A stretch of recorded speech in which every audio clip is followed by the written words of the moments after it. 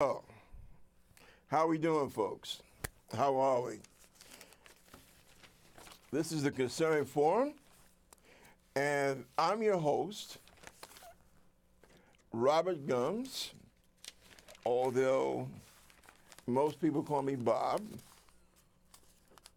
And those of you that have seen the show before know that we kind of have our own way of doing things here.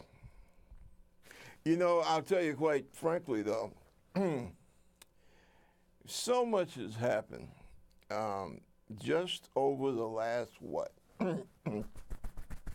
excuse me, scratchy throat. You know, it's raining out there. It's raining in New York today, people. And on this day, I'm going to start giving out the dates with the show also. Saturday, February 10th. So if all goes well, you will be seeing this show the following Saturday. And as I said, this is Saturday, and it's a rainy day here in New York, in Manhattan, and this is my timer. Say hello, timer. Timer says hello. But seriously, we've had so much happen in such a relatively short space of time that I really felt that what I wanted to do today, I have no guest today. Today is what I would call the opportunity for some contemplation about where we're going as a city, as a state, especially as a country. Now, make sure you folks can see this. This is the Daily News. I grew up reading this paper. Now, the main paper here is the New York Times, but the old steady, old reliable paper is the New York Daily News. And most of the people in my group, we basically learned how to read by reading the Daily News. And then as we got into our maybe last year of high school or junior year of high school, we started getting into the New York Times. You know, at least most of us did. Well, a lot of us did. But we always wind up coming back to the Daily News. The Daily News has an excellent sports section.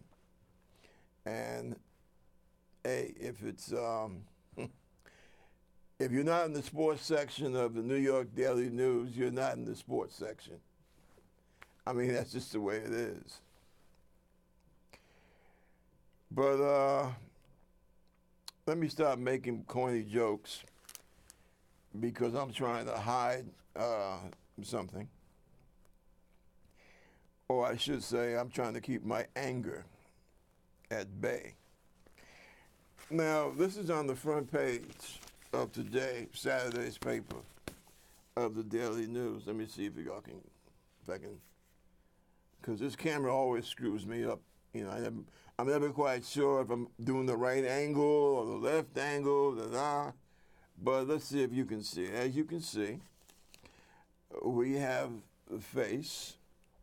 It's a headshot of a very attractive young lady, pretty. I would say, I don't know, kind of like the girl next door type.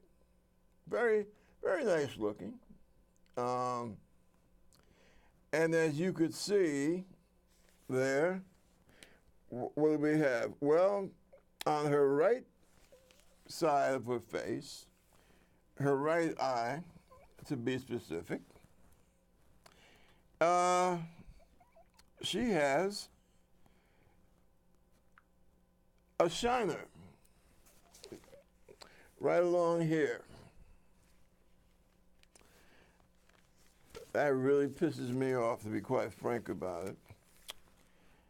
Especially, as you folks may have heard, it was given to her by a gentleman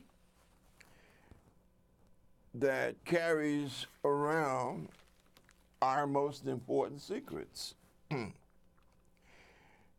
A guy named Rob Porter.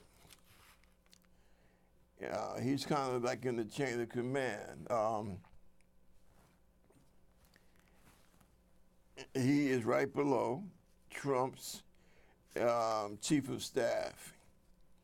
And this guy is the assistant chief of staff. And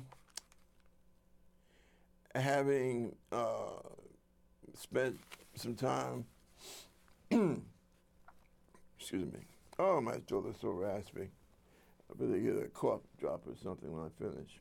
But anyway, having spent 5 years at the White House and the Pentagon myself, I know how that is. I was assigned to DIA, Defense Intelligence Agency, and anybody who is, has caught this show at least 2 or 3 times knows that that comes up a great deal in the discussions that I have on this program, even when I have guests, because so much of what is happening involves classified information, classified data, and just as important, having access to such data, the security clearance, all of this. Now, think about this for a moment. The guy that gave her this shiner, and as far as we know, I don't believe that this young lady has had any military training, any martial arts training, or anything of that nature. So basically what you're talking about a young lamb being body slammed. You're talking about a definitely unequal contest. You can't even really call it a contest. Apparently he just would commence to start wailing on this young woman, who, by the way, was his wife. What's the expression? Lawfully wedded wife. Now, the news has it down as a slap in the face. Well, I wouldn't just leave it at that. I would call it a case of domestic brutality. Now, I'm going to try real hard not to just constantly keep this whole thing fixated on Trump. It needs to be. It needs to be. However, I'm going to try not to do that. And I guess you'll figure out why as we go along. Now, the American people were warned, right? They were warned about what could happen if you put Donald Trump in the White House.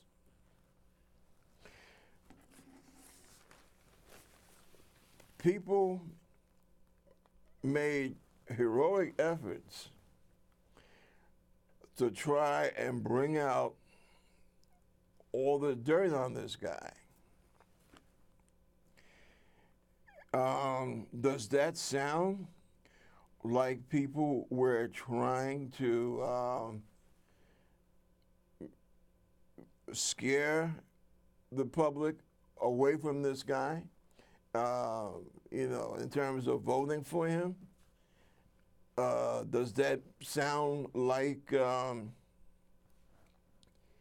you had both organized groups of people and individuals running up and down the deck screaming, "The sky is falling, the sky is falling"?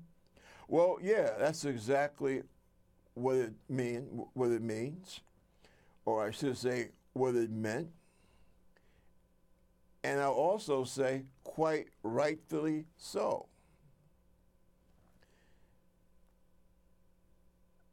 You might not think, well, or you might think, oh, well, I got these black people over here, and they seem to be so concerned about, Donald being a racist, and, well, maybe he's a little prejudiced, and a lot of folks have hang-ups. He's an older guy, blah, blah, blah. What's sad about that is that you're not talking about the guy in the bar. You're not talking about your uncle at Thanksgiving. You're talking about the guy that's going to be president of the United States. That's what the problem with that is. That guy, like this whole thing, well, yeah, he's somebody I could drink, I like to drink a beer with. You need to ask yourself, do you want to see everybody that you would like to sit down and have a beer with? Does that necessarily mean that that's the kind of person that you would want behind the desk as President of the United States? I hope that folks out there would have a little more, would be a little more circumspect, okay? This guy represents, or supposedly represents you. He represents me. And to tell you the truth, I've gotten to the point where I'm not going to sit around and just talk about Donald Trump.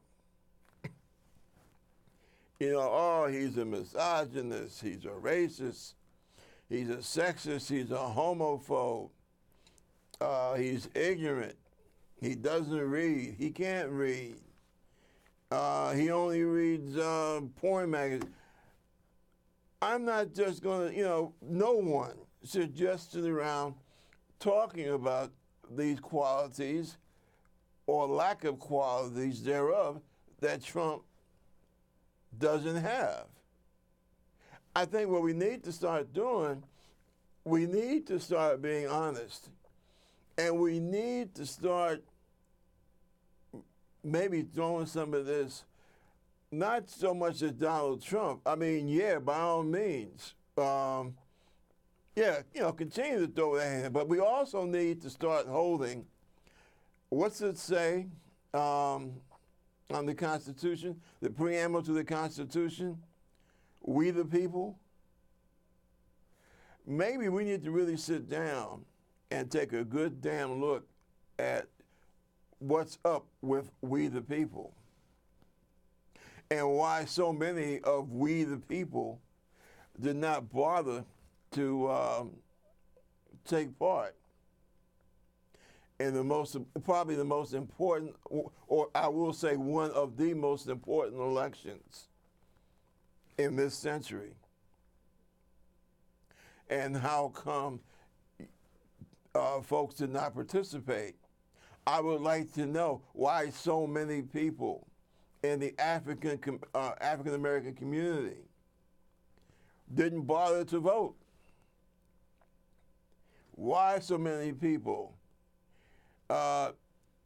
age 18 years old and up, why didn't you bother to vote? Because I can assure you, God help us, God forbid, the next time one of your friends, or God forbid, a relative who happens to be a black male below the age of 40 is out in the street and boom, boom, something happens, and the next thing you hear being shouted to the neighborhood is that so-and-so, who happens to be your close friend or your cousin, has been shot by the police. And the next thing you have to do, you have to go to this whole thing of trying to take that police department to court, and you might wind up having to, you and your family might wind up having to deal with one of these vicious, racist judges that Trump might have dug out of his back pocket. Yeah, then tell me that you just didn't feel like getting up off your ass and voting. Uh-huh. Yeah. We, all of us, are partially responsible for this maniac being in the White House. And we have to understand that. We have to deal with that. And yeah. I know all about the Russians. I most certainly do. And yes, I believe it 100% that they were involved in our election. Oh yeah. Because, see, like I said, I spent 5 years with DIA doing the top secret work. So yes, the Russians had their hands in. But see, it's a funny thing. It's just like when people are trying, for whatever reason, but when folks are trying to destroy a family, they'll look for the weakest links. America is incredibly weak. Now, I know all about our military capacity. There was a time I could tell you almost down to the T, the type of weapons we have, where they put that, store that, so on and so forth. But you know what? That's not what makes a country strong. What makes a country strong is the people of that country.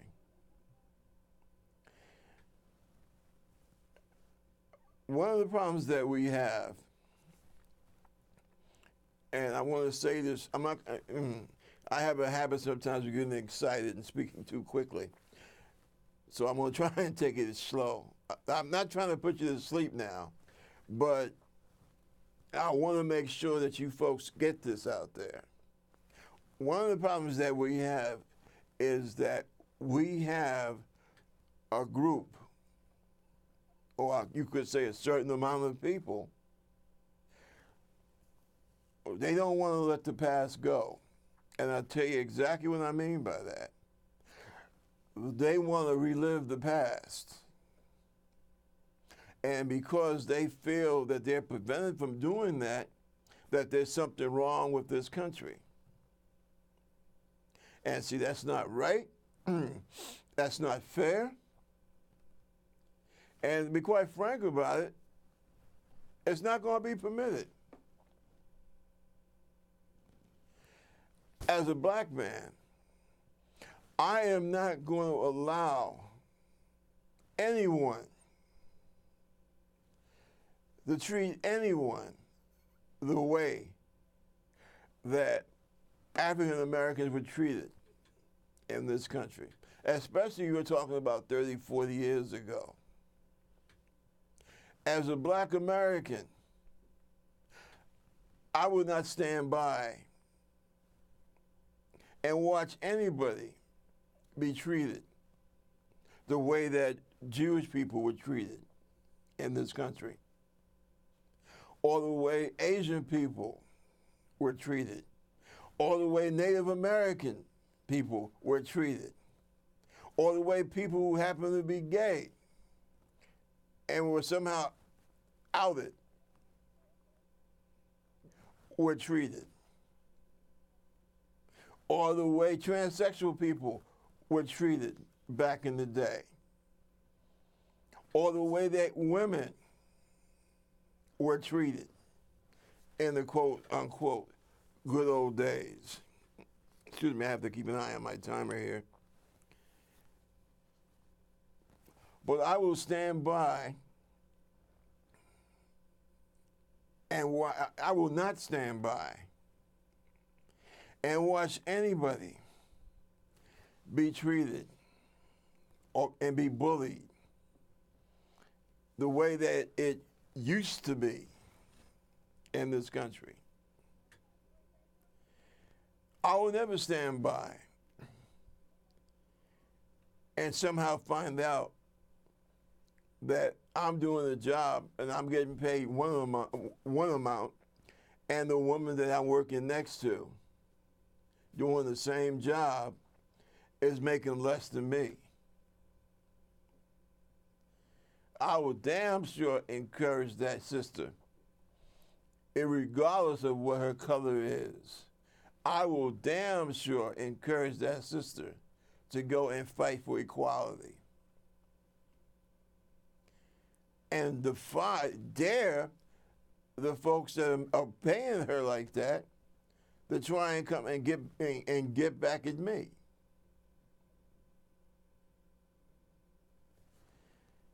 That is the pledge that I make as an American. And see, one of the problems with Americans is that we get too, what's the word I'm looking for? We just caught up in our own little bubble. And I don't know, it's like, do we just want to just live in our own little world and feel that somehow we're safe? What did Martin Luther King say? If that person's not free, I'm not free. That's one of the things that I really enjoy about going back, not going back, but actually getting into, politics, running for office. Because politics should be, in America, politics should be an opportunity to work and correct the wrongs that you yourself had to experience. I've experienced discrimination. I've experienced downright prejudice. I've experienced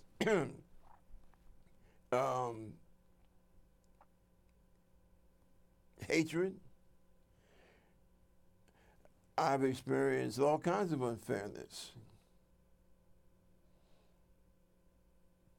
And I look forward to having the opportunity to rectify some of the wrongs that I have suffered. See, it's no crime in being a victim. The crime is that you have been victimized and you don't do anything about it. And as an American, that is what's wrong. Now, before I go any further into this present state of affairs in the White House or the madhouse depending upon your point of view, however you want to call it. A lot of talk was given, has been given. Unfortunately, it's still being made about, the Democratic Party has to stop playing identity politics. That's what drove away working class whites. Well, you know what? To a large extent, that's bullshit. Okay? That is pure bullshit. Let me tell you something. The Democratic Party is supposed to be the party of the American working person.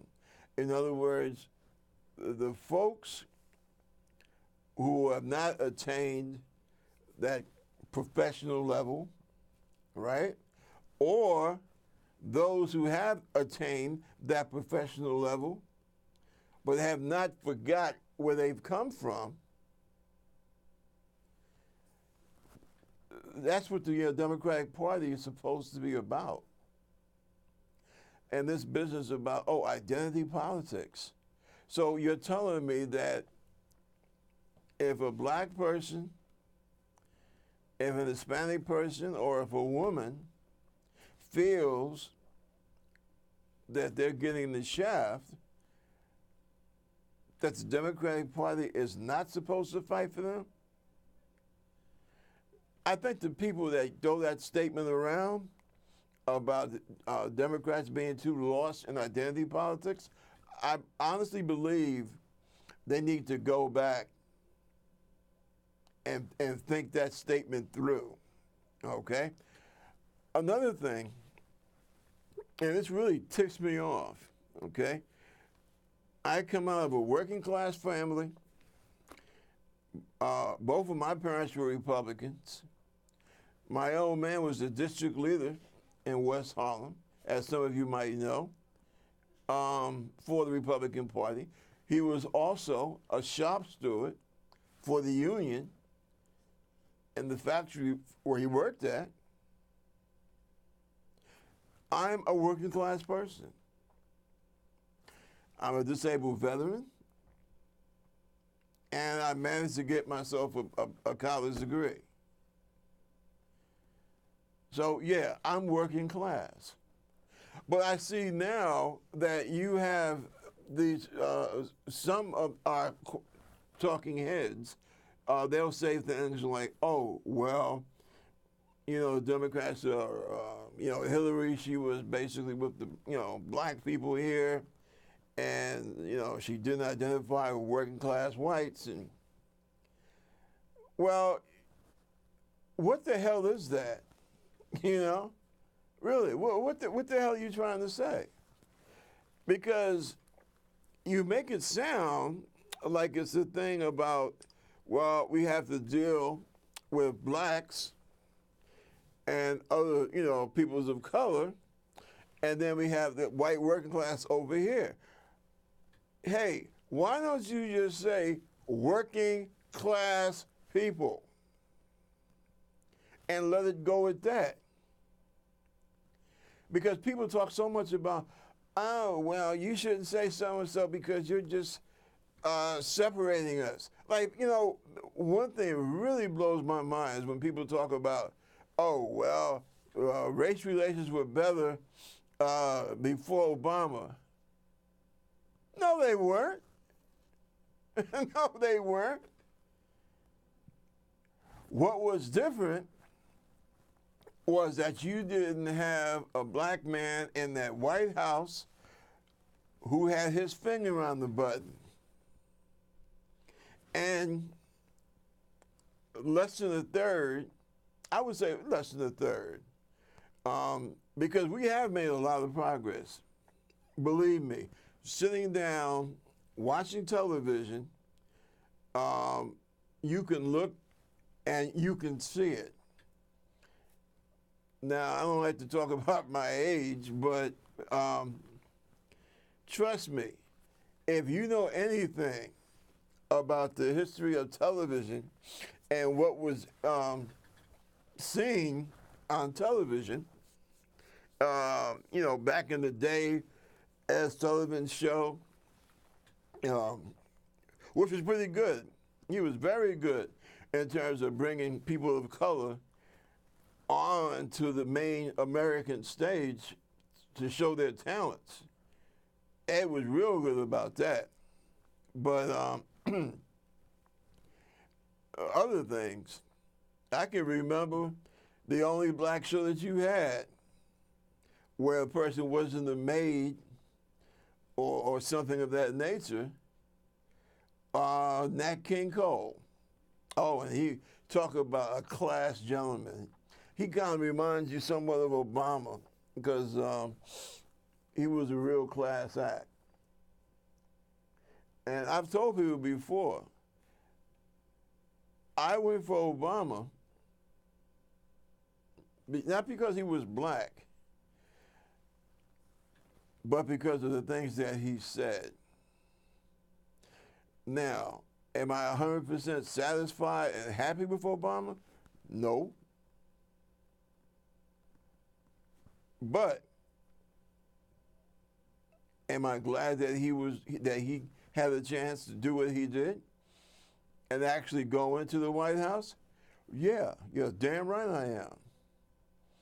And as far as this nonsense about people, like some people that voted for Trump, they were saying, oh, well, we didn't have a race problem until Obama got to the White House, and then he made it worse. People, they say things like that, but when you ask them to be specific, say, okay, well, what did he say, or what did he do that, in your opinion, aggravated the racial situation in this country? And they'll come across with, well, he was, just like with that Trayvon, what did he say about Trayvon that was divisive? And they'll look around, and sometimes they'll have that, I call it the American deer in the headlights look. That is when you got people, you got someone, they're trying to prove that they're not racist. And the more they run their mouth, the more they obviously paint themselves as being racist. And so they kind of, like that. What did he say? Obama said that I could be Trayvon's father. Okay. How is that racist? How is that divisive? See, this is the thing that is so insane about some of the people in this country. We never said, oh, I just, don't look at me as if I'm a black person. What kind of nonsense is that? Of course I'm black. I guess you could say that all Obama was trying to point out was that everybody, they come to the table with their different experiences. And that what we need to do in this country, we need to be able to sit down at the table and say, well, hey, this is my experience, blah, blah, blah, and let's talk about this and, see what we can do to get beyond our history. No one's saying that we want to tell everybody, forget history. To the contrary, that's what's being told to a lot of people of color. No, we're not saying that, we want to take history. That's not what's behind the anti-Confederate statues movement. It's not about trying to put away history. It's about putting history in perspective. Something like that you might want to put in the museum. That's all. And a funny thing, the person who I know of that spoke out most strongly against Confederate monuments and all that good stuff was Robert E. Lee. See, this is the problem some of the problems that we have in this country. And this is a large part of the reason why we have that buffoon in the White House and all this stuff that's going on down there. Now, I think another part of the problem is that the man became president. Twice, the American people chose to have him as their chief executive and as their commander-in-chief. And I think that there's a certain group of people in this country that cannot forgive America for 2 times putting a black man in the White House. I know that's insane, right? Sounds insane, but it's true. And all you have to do is just take a look at where were we 1 year after Obama had taken office? Where are we now with the Donald? Okay? This guy has not been he's not been in office a year and a half yet. There's more crap with this guy and his administration in a year than you had with Obama for 8 years.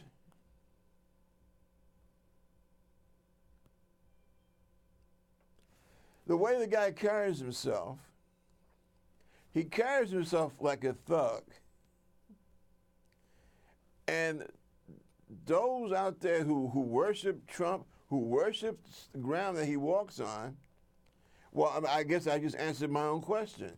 Because I was going to say, well, these people that worship Trump so much, they can't see that this guy acted like such a thug that he doesn't get the kind of respect that Obama got.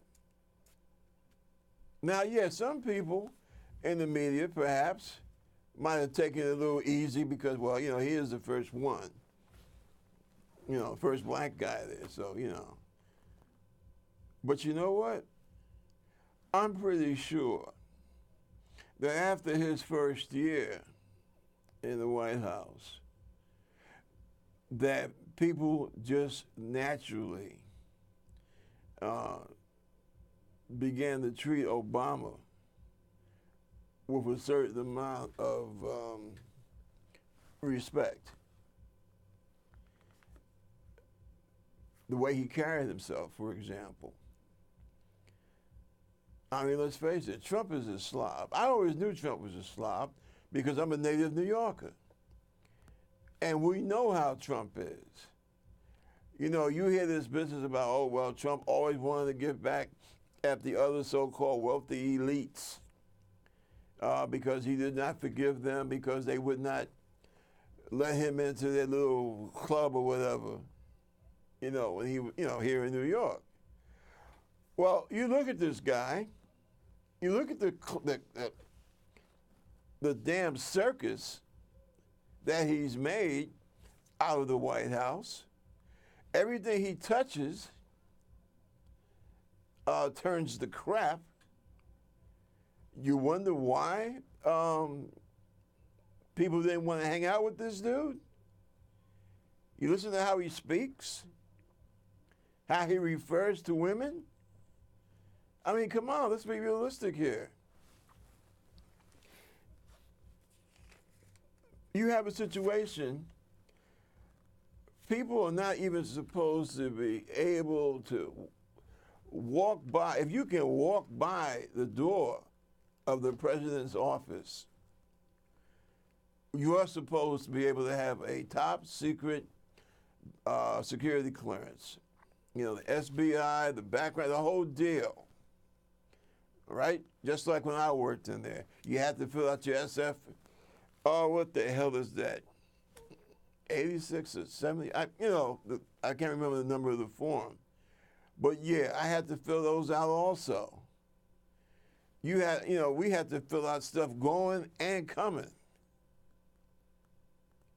And with good reason. Because the biggest secrets in the world walk down that hallway. Seriously, that's not an exaggeration.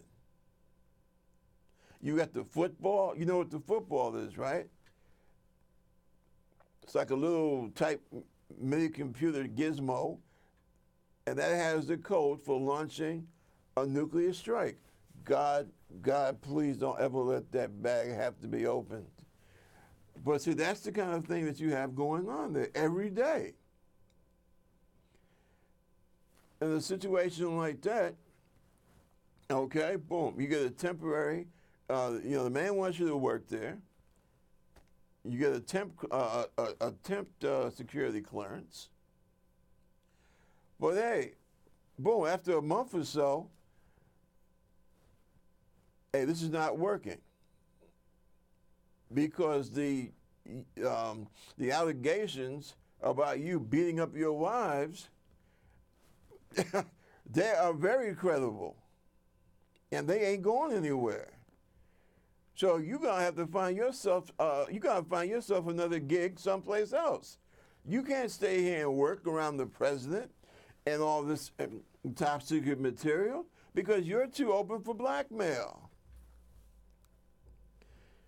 And you got some fools there in the right-wing conservative movement.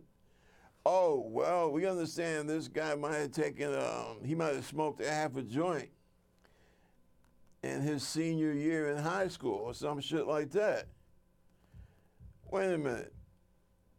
You think that that's going to cause somebody to freak out nowadays? I don't think so.